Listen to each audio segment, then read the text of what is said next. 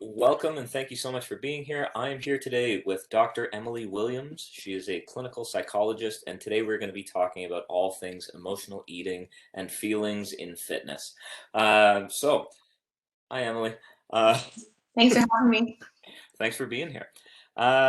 So, I wanted to, I basically put this out to a bunch of our clients and stuff and asked them, if they had any specific questions about emotional eating. And I got a couple of them, so I'm gonna throw them out at you just as we go here. But I think the thing that would probably be most helpful for anybody tuning in right now is just sort of a broad definition from your perspective of what emotional eating actually is. Do you think you can give us that? I can, yes. So broadly speaking, everybody eats to sustain themselves. We have to have enough energy in to live our lives. We also eat though for enjoyment, right? Eating is inherently reinforcing. It feels good when we eat. If we like the food we're eating, we get this pleasure from it. And there's a reason why everyone has their favorite foods because you continue to, feel good or taste that good food, the good taste, and go back to it, right? And so I would argue that, in a way, every time that we eat, there is an emotion component attached to it, whether it's good or bad. And I think what we're talking about when we get into emotional eating might be using eating to cope with negative emotional states, perhaps, right? And so many people, if they are struggling with a really intense emotion, for example, they might turn to food to settle that emotion down, or regulate their distress. Other people might be wanting to numb themselves perhaps by eating, and so again, food, if we stuff ourselves enough, it has this ability to numb any negative or intense emotion we're feeling. And emotional eating, you could also talk about in terms of distraction, right? If we're really having a hard day, we can't, quiet the thoughts in our head, we might turn to food. And if we continue to focus on input and an intake, regardless of the food, that serves, it's pretty effective in also quieting down thoughts and pushing away some of those negative worry spirals we can find ourselves in. So that would be my attempt at giving you a broad definition for that. That sounds pretty good. Um, I've had a sort of thought on this for a while that emotional eating is pretty much like an anxiety response. Would you say that that is fairly accurate, or would you say that that's probably missing some of the picture, or there's more to it? Yeah, I think that it could definitely be an anxiety response. Um, when we eat, it's nice to sometimes focus on something else. And so, if we're focusing on the food, we don't necessarily have to think through all those thoughts that are distressing to us. Emotional eating, we also find it a lot in depression or low mood. It's quite often that people might eat too much or maybe eat too little. Maybe they're just not interested in the food. That really isn't so much of our topic for today, but when we're eating too much, it does have this soothing effect. We also see dysregulated eating or emotional eating in other concerns too, right? Like we'll probably get into body image concerns later today at some point. But there's a huge component in this idea that, if I'm feeling emotional because of what my body looks like or how I perceive my body to look, maybe I can control my weight, shape, appearance in some way with eating. And then we also see it when people are really having a hard time with, maybe something traumatic has happened for them. Maybe that they've had a series of difficult relationships or interpersonally. We also see dysregulated eating or patterns of emotional eating there because, again, it has this ability to soothe us. And there's always, for a lot of us anyways, that they're lucky enough, there's always food around. And it's a help, a distraction of some sort. So you've used the word soothe a couple of times there. Um, And that one's kind of an interesting one. It's not one that I've ever sort of thought of myself in this Mhm. context, but it actually does kind of make a lot of sense now that I'm thinking about it. Yes. Um, so do you know what uh, like what the process is that would create that kind of like soothing feeling? Like is that like is it an emotional thing? Is it like a brain chemistry thing? Like is it a like what exactly is going on sort of behind the scenes that would make sort of eating such a such a soothing thing for people that are sort of in distress? Like what's going on there? Mhm. You can think of it as a cycle, right? So I like to think of everything operates in a cycle or a pattern. So let's say something distressing at work happened and it started to make us feel really poorly about ourselves. Maybe we were saying, like, I can't do anything right, or I'm such a mess up, like, I'm totally a failure at something. We might be really uncomfortable with ourselves, like maybe our self-esteem may be taking a hit because of that one event, or maybe we're saying to ourselves, these really negative comments. If we happen to be in our kitchen or if we happen to be alone, sometimes when we go to food and eat, or maybe we feel out of control, we can't stop eating, or maybe we're eating something that we know makes us feel crappy in an hour, but in the moment we don't care. If we're going into that eating episode, or we're helping ourselves to that, it's a really nice and effective, not helpful, but it is an effective way of quieting down the thoughts in our mind. So it's reinforcing. So if I'm feeling crappy before, during, I might kind of that crappy feeling might be lessened a little bit. And so that's the reinforcing nature of eating, right? Afterwards, though, we might physically feel uncomfortable. We might feel really guilty for eating what we did. That will start another cycle, right? Of probably low self esteem, saying to ourselves, I shouldn't have done that.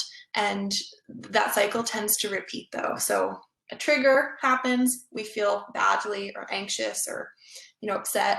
We see food as a momentary fix. It does momentarily help us. It takes away those bad feelings, but then it's followed again by guilt, more anxiety, self-blame. So a bit of a self-perpetuating cycle. Yeah. Yeah, Um, definitely. So, I mean, you've been working with people with either disordered eating patterns or definitely people that would experience something like, emotional eating for a while now, right? So, have you found in your practice any like particularly effective uh, strategies or coping mechanism? I don't know if that is necessarily the right word, but any ways that are particularly helpful at allowing people to either break the cycle or at least identify the cycle for themselves, so that maybe they have some ability to prevent it before it starts, or to maybe get out of it once they're in it. Yeah, for sure.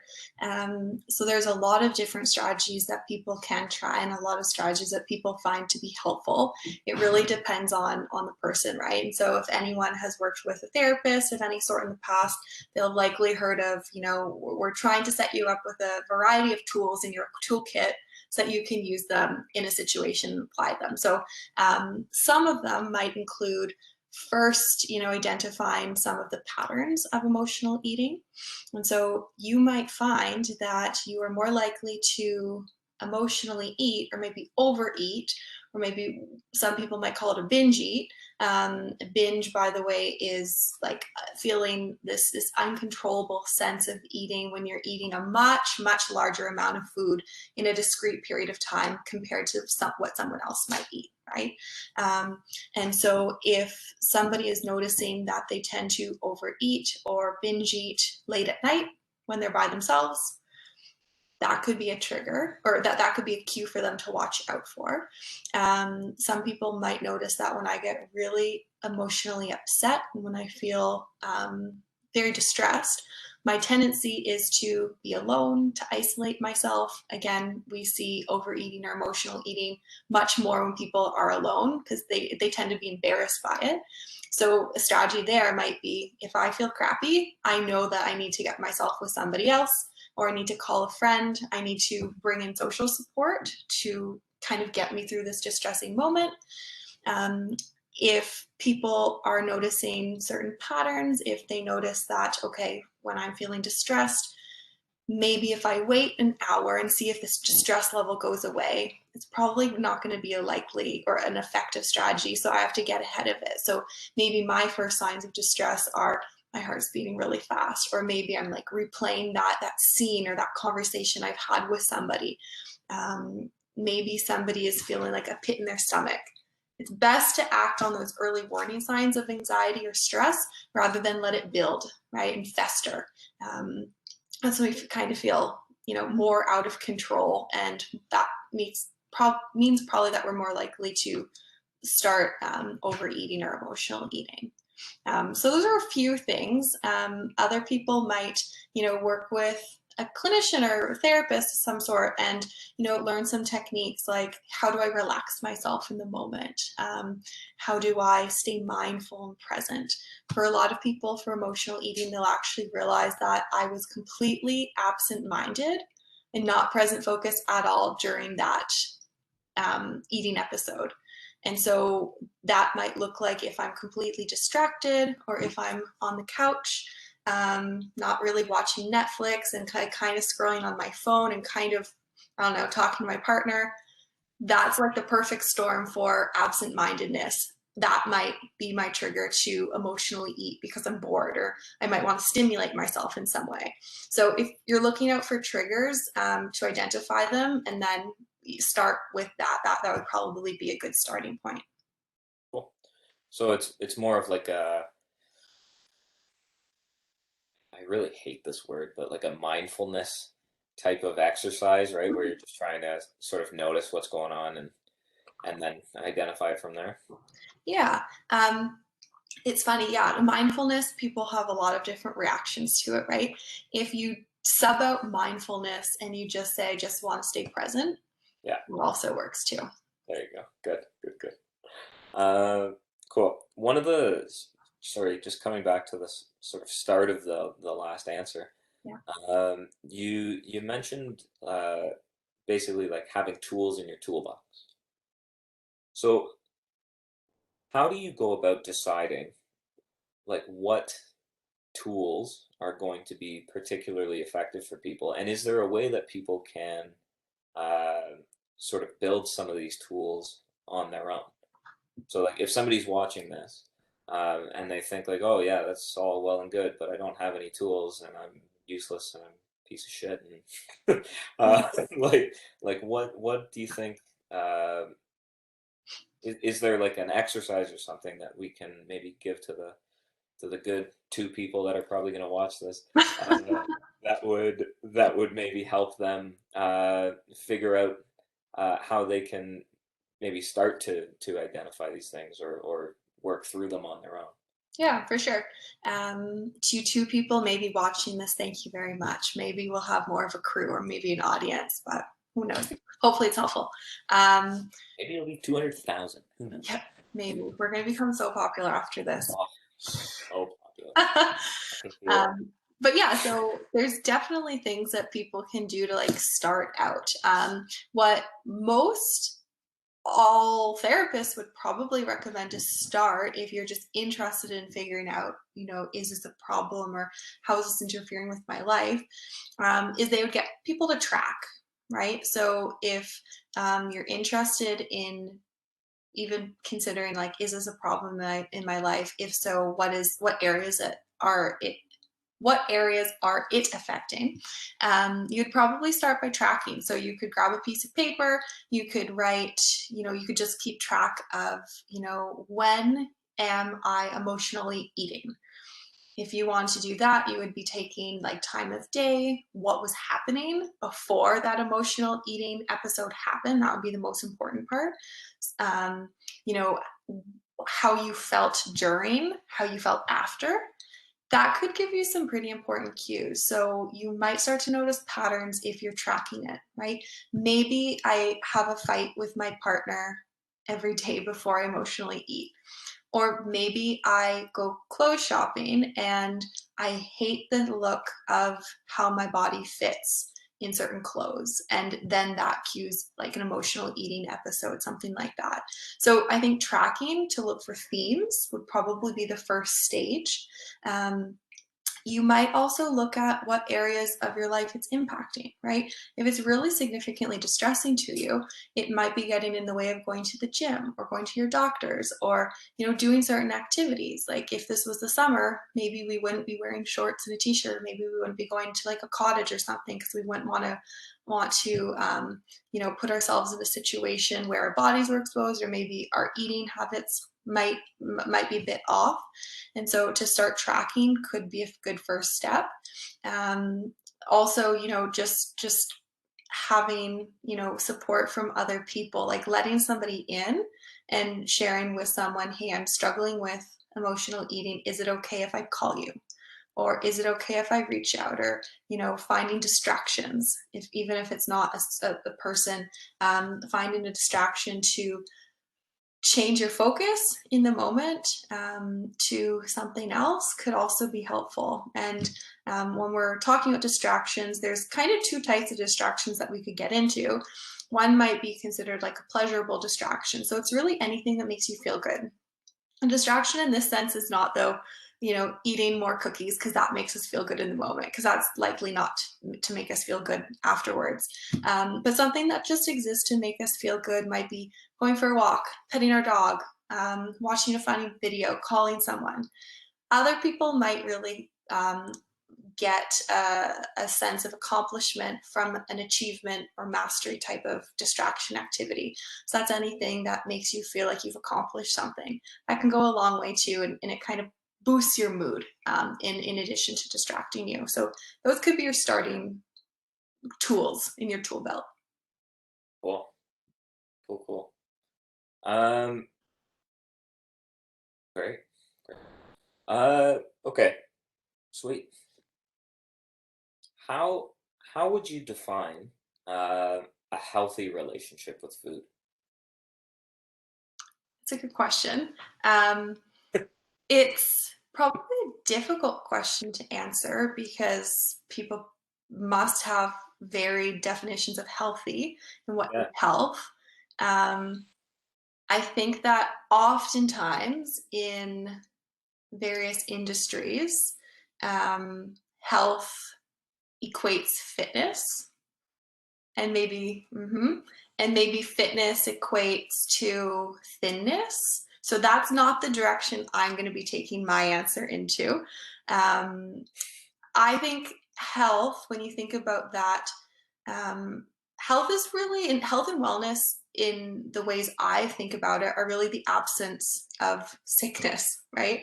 And so it means that that could be a broad range of things. So if I'm thinking about health, what I talk about with my clients is we want to establish like moderation. Anything in moderation, anything balanced can be fine, right? There's no one food that's inherently bad and dangerous for us. If we have a ton of that food, then we might get into problems. But anything in moderation, right? It should be fine. So that's how I typically like to think of that healthy eating. Eating for pleasure, eating because we like it. Eating because we know that we need the energy to sustain ourselves to do things that we want to do. When we start to feel like we're eating and we're deeply regretful or we're shameful of our actions afterwards, or maybe like we cannot get through a day if I don't start it with a binge episode, for example, then we're getting out of the range of adaptive and healthy, and we're looking at more of the problematic ends. So, would you say healthy eating, like healthy eating, then would be eating without uh, a negative emotional association? Most of the time. I mean, even it's a good question. Sorry to interrupt you. No, Um, no, no. Essentially, I mean, everyone is bound to feel some amount of guilt or maybe some regret about a food decision that they've made at some point, right? If we were saying healthy means that you've never felt that way before, or maybe like you're coming home from a party and thought, I probably had way too much cheese at that lovely cheese platter. I'm so unhealthy. That, everyone has those fluctuations, right, from time to time. But in general, yeah, eating in a healthy way for the most part should be enjoyable and balanced.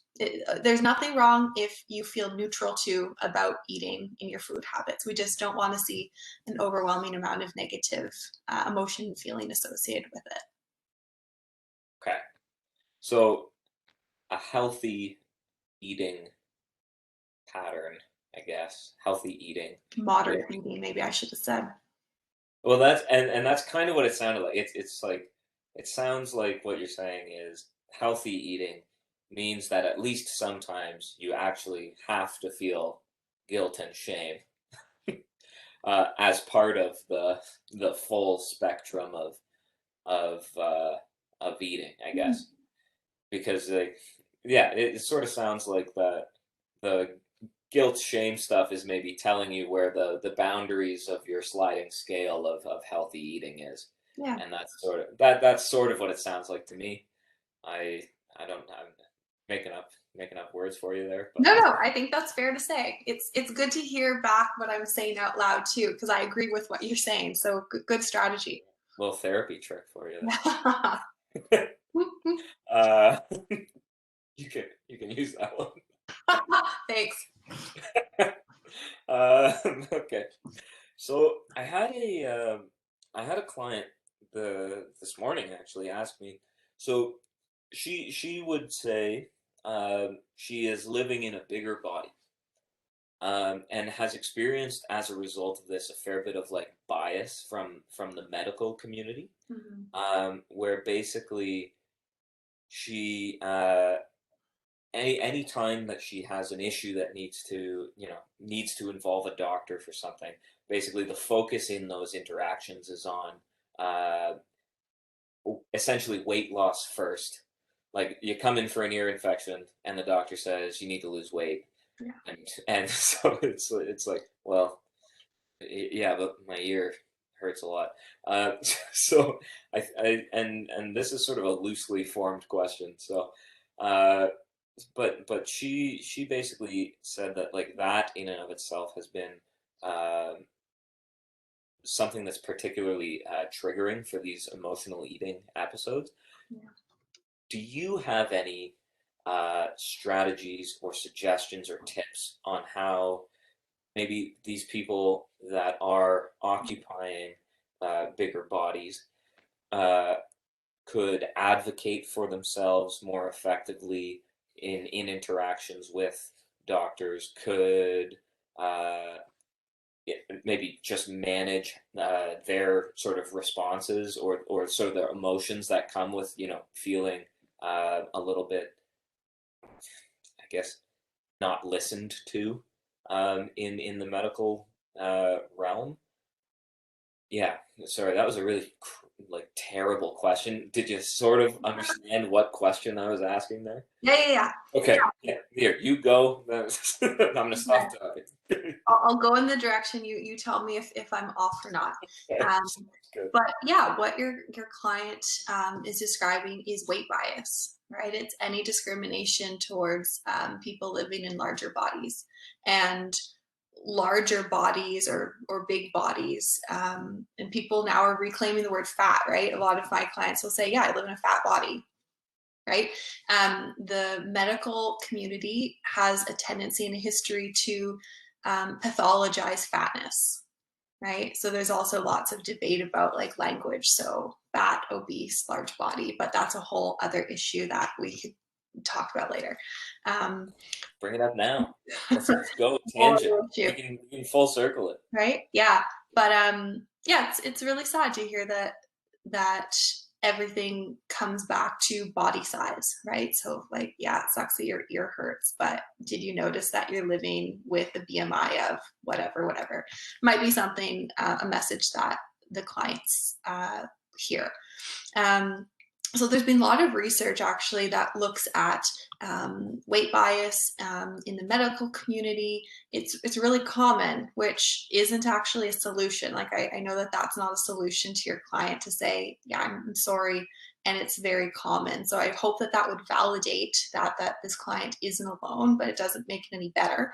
Um, there's been efforts to educate family physicians and all other sorts of specialized doctors about the harmful effects of weight bias, and so that is happening right now. Again, not sure if it's helpful for this particular client with that ear infection, but to know that it's on people's radar could be promising or nice to hear about. But in terms of how to advocate, it's hard because traditionally there's this power imbalance when we go to our doctor, right? Um, a lot of us feel like we can't speak up, or it's uncomfortable to speak up, or maybe we'll be judged if we disagree with our doctor's recommendation or whatever, right? Because, they're the trained expert, they know health. What do we know as their patients? So it's difficult, right? So it's great to advocate for ourselves. It's great to share that restate why we're visiting them in case they get sidetracked themselves, which they often could do. um, but I don't really know if I have an answer, like a specific thing to advocate for ourselves, right? I mean, apart from calling them out and saying, it's making me uncomfortable that we're focusing on my weight when the real reason I'm here is because I have this pain in my head. Unless they have a direct association with that, it's difficult to call out a professional on health about that when they're making it clearly about our weight. If we do know that that tends to happen, though, we might be able to, if that person's able to go with a support person, maybe that person might feel a little bit stronger to speak up or more confident to speak up. Maybe if that person comes with a list of written down points or jot notes that they want to make sure that they address during the appointment, and they'll be reminded, oh yeah, my weight wasn't one of these things that I want to talk about today. It could keep them on track during an appointment. But yeah, it's a crappy thing that's going on, and it's not just going on in health settings. Like there's even been studies to show that in education settings, kids who are living in larger bodies get not as much attention from teachers. Even people in courtroom settings, like people who are living in large bodies are more likely to be convicted of a crime, right, by a jury or a judge. So it's everywhere, and it's really horrible that it's happening. But I think it points to us living in a fat phobic society where we really idealize like thinness or fitness. How would you say what percentage of the people that you interact with that have like emotional issues, or sorry, emotional eating issues, um, would identify as having a negative experience with being in like a larger body? For a lot of my clients, they're living in small bodies, right? Like they have experienced emotional eating and they've become quite restrictive with their eating. So they're living in much smaller bodies. So they're trying to focus, or as health professionals, we're trying to focus to regain the weight. But in some of the other people with larger bodies, it's they've likely been living in a larger body for all their life. Like it's likely been genetic. It's just typical for them, and they often are coming across comments from the medical field saying, you'd be healthier, you'd be better off if you were in a certain size shape, right? So I think that these messages are quite often being thrown at them, and it makes it really difficult to figure out a way forward with all that history and that baggage, right? And I just had like a momentary brain fart and kind of forgot your question there. So tell me again what your question was, because I may not have answered it. No, no, that was it. I was asking how many, like what sort of percentage of your populace was sort of experiencing this. But I've actually got a follow-up question now because you sort of said it's the opposite. Hmm. Uh, how similar do you think it is? How similar do you think the behavior or the patterns of, let's say people that are in a larger body, that have challenges with emotional eating. How similar do you think that is to somebody that's in, let's say a way too small body that is like, really struggling with needing to put weight back on, but can't figure out how to do it. Like, how similar is the behavior there, or the mentality there, or the yeah. Yeah.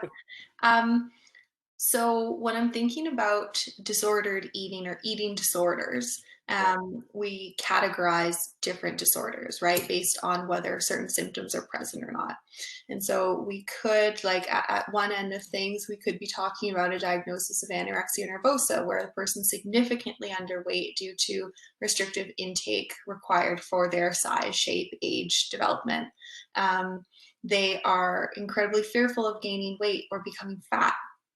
They are engaged in excessive exercise or laxative use, or a bunch of behaviors that are maintaining this weight loss and keeping it off. Some of those behaviors are also seen in people who are at I'll say normal weight or healthy weight from BMI standpoint, right?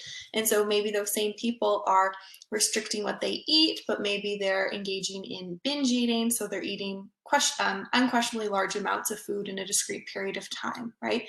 They might still be, over exercising, like in a driven sort of way, with the intention of losing weight, or maybe using laxatives still. Maybe they're not at that significantly low weight. On another end of the spectrum with binge eating disorder, we're not, restricting so significantly or strictly, like those on the other end, but we might be engaging in, or we are engaging in, like uncontrollable episodes of eating. And so you see a lot of the same behaviors across these different spectrums of disorders or conditions. But it can also have similarities in issues like perfectionism, impulse control, feeling like we're not good enough, or like our self-worth could be impacted by all of these things. And so you can't really tell what's happening for someone based on the size of their body, Yeah. right? Like that's the difficult part too about going to a doctor's office and the doctor judging your health and wellness based on what you appear as. Somebody who is an incredibly small body might be engaging in really unhealthy behaviors to sustain that size of body. Where someone in a larger body could be eating moderately, they could be working out, they could be doing everything by the book of what a healthcare professional would ask them to. Maybe genetics, or maybe a history of something in their family is just meaning that they're programmed to be larger than this person over here. So it's complicated to look at it, but there's definitely similarities. I've always like I've been finding, like, I've been working with people for like 10 years now, right? And we deal with so much body image stuff in fitness. Mm. And one of the things that I've always really uh, been really frustrated by in fitness is the marketing around fitness. Um, and it's always so surprising to me the number of people that come in uh, that say, I don't even want to talk about losing weight. And I can't tell if that's just the the way that we market ourselves. Like, I think it's quite different than like the typical sort of like, come do our challenge and you'll be jacked in 8 weeks. It's more about like, yeah, know, you should probably exercise. It's good for you. uh, which is terrible marketing, but it seems to be working for us. Mhm.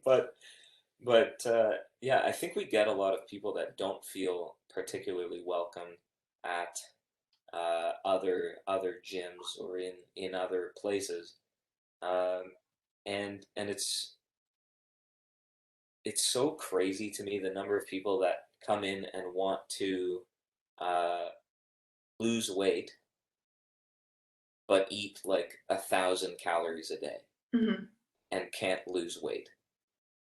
And trying to figure out how to tell somebody that is severely restricting what they're eating that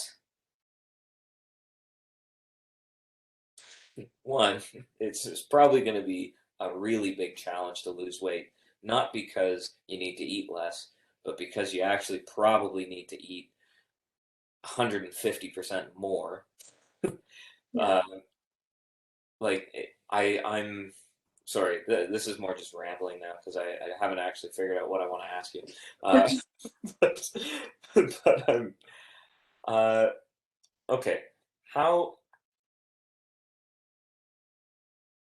you deal with people that have uh, what you would classify as actual eating disorders, right? Hmm. How does an eating disorder vary from disordered eating? And is, like, let's say I have somebody that comes in who is overweight by the BMI standard, Yeah. right?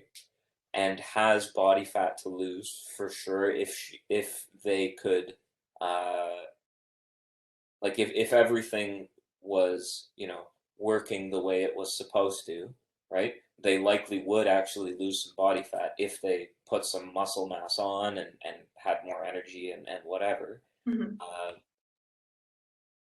like, what is the difference between an eating disorder and disordered eating? And would you classify somebody that has body fat to lose as having an eating disorder, or do you have to be 80 pounds, right, to have an eating disorder? I'm genuinely just, yeah. I wonder. Yeah. Answer that for me, please. Okay. Yeah, so no, you don't need to be a particular weight to have an eating disorder, right? So there's various classifications of eating disorders, which again are symptom clusters that basically are there so that it's easier for clinicians to describe what that person's presentation is like, right? So instead of saying this person and this person have an eating disorder, there's so many variations that that's why we've created different labels within the eating disorders, right? Only, one of them, anorexia nervosa, requires you to be a significantly low body weight, right? There's other eating disorders though too, where you might be restricting, going through a pattern of restriction, and then purging. Sorry, I'm saying it all wrong. Restriction, binging, so eating large amounts, maybe purging, getting rid of that food through vomiting or laxative use, something like that. So that pattern could be a cycle. For many of those people engaging in that pattern, you're not significantly underweight, right? Because you have enough intake through what you are eating to keep you above that underweight BMI level. So weight doesn't have to be significantly low to classify as a disorder. Really, what we're looking for in if the person is really concerned with their eating or weight or how it's impacting their life is, does it have significant impact on their life? Anything with the disorder behind it, we're really looking for, is it causing distress? Is it causing significant impairment in your occupational functioning, in your relationships, in your social functioning, and is it interfering with your day-to-day activities? So are your thoughts and preoccupations about food and what I'm going to eat tonight for dinner, are those so intense that it makes me cancel dinner plans with my friends? Is it so intense that I don't want anybody to see me eating? Am I like losing track at work because I'm fantasizing about going to the grocery store and what I'm going to buy and what I'm going to make, and like just bearing down at home to eat it? That's when you get into the disorder part, right? Um, so we're looking at impairment in global functioning and in relating to other people and getting your job done at work. When we think about disordered eating, it's like this classification term that is definitely, there's problems with our eating and there's distress associated with our eating or how we imagine our body or our appearance looks, how we perceive ourselves, but it hasn't crossed that threshold to eating disorder yet. So if you think about dieting on one end of the spectrum and eating disorders, it's not that we're talking about two different things, it's that we're talking about the same spectrum of behaviors. One is significantly impairing, one is maybe deemed as socially acceptable. So dieting is a socially acceptable form of manipulating our body size, right? Most people diet in some way or another, whether it is saying, oh, I don't eat past 9 o'clock because I don't digest in the same way. Or if it's, I don't eat fruit past lunchtime, right? Those I think are socially acceptable forms of masking disordered eating or, the range of behaviors. And so I have a lot of conversations with my clients about this because like the fitness or the pharmaceutical industry or the grocery industry, like really any industry is promoting dieting because we care what we look like. And through our food consumption, that's one way of, for some people, of maintaining a certain shape or weight. And it's those same behaviors that get taken too far that you find in the disordered eating or the eating disorders. What would you say? Are there any like commonalities or like sort of broadly applicable things that tend to push people from disordered eating into eating disorders? Yeah, commonalities might include constant feedback or reinforcement about their looks from their family and their friends. Maybe somebody did live in a larger body, or maybe they, were known to be like in this robust frame when they were through childhood, for example. Maybe they had a sister who was thinner. If they were constantly hearing, oh, your sister looks great, like you're so tiny, these types of comments reinforce the fact that, oh, she's getting attention and I'm not. So that might be something that is commonly stated. A lot of my clients, they're all high achievers, they're all perfectionists, right?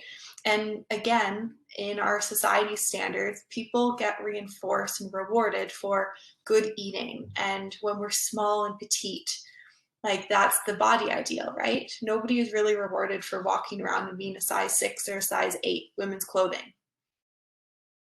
It's, yeah, right. So I think people Which are is constantly, normal sorry, size.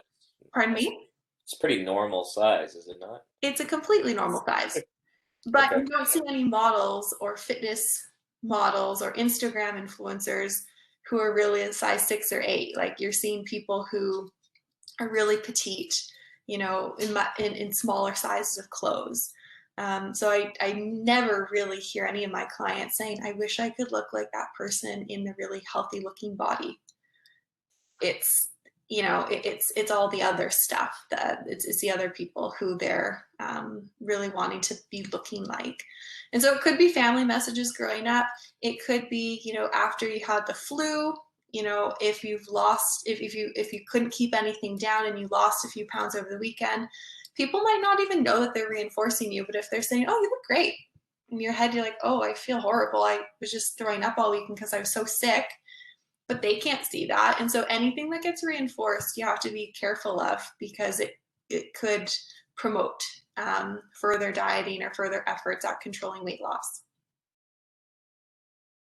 What drives people to the extremes?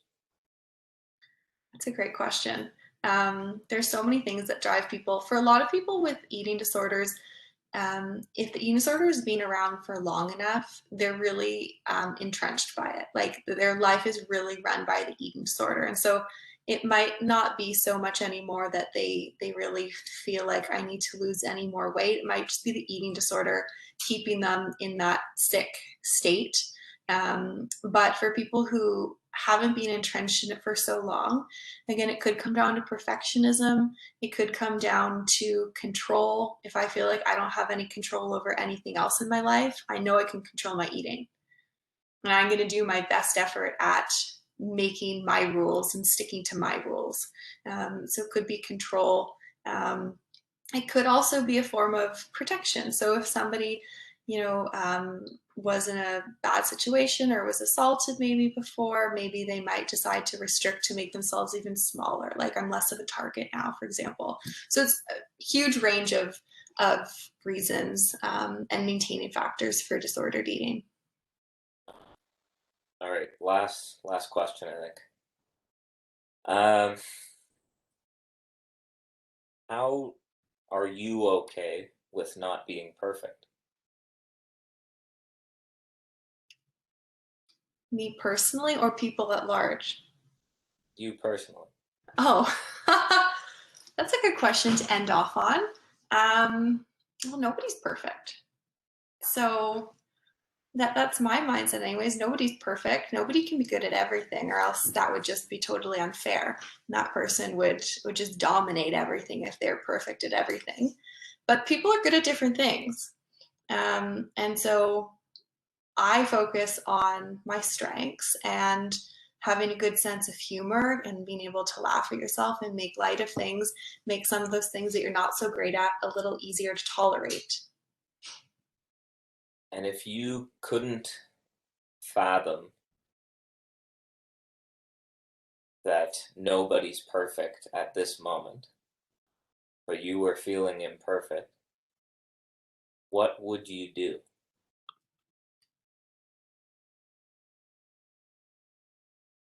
Repeat that again for me. So if you don't understand, or you logically understand, but emotionally don't believe that nobody's perfect, you think you're the only imperfect one. Mm. What do you do? I would reach out to a friend. I would practice some self compassion, meaning I'm likely being way harsher to myself than I am to anybody else who I care about, and practice talking to myself like I would talk to someone who I really love. So I'd likely not tear down somebody who I really love and care about in the same ways that I tear myself down. And so one way to practice that self compassion is look at the situation. Imagine that your best friend in the whole world is going through the exact same thing, feeling the same thing you are. How would you respond to that person? Say it out loud, record it on your phone, write that friend a letter, and then read it back to yourself. You're probably going to be a lot kinder to yourself or more understanding, anyways, um, doing that approach than how you're going about things before. Cool. Awesome. Sweet. All right. Let's say I think that's great. I think that's all the time we got. This was Dr. Emily Williams, clinical psychologist. Um, let's say if you have any questions, comments, concerns, you don't like anything we said, let me know in the comments below. And if there's if you have questions and you'd like us to do this again, maybe let us know and we'll book another one. Thanks so much for watching. Bye, everyone. Thank you. Thanks, Colin. Hey, see you, man. Thank you.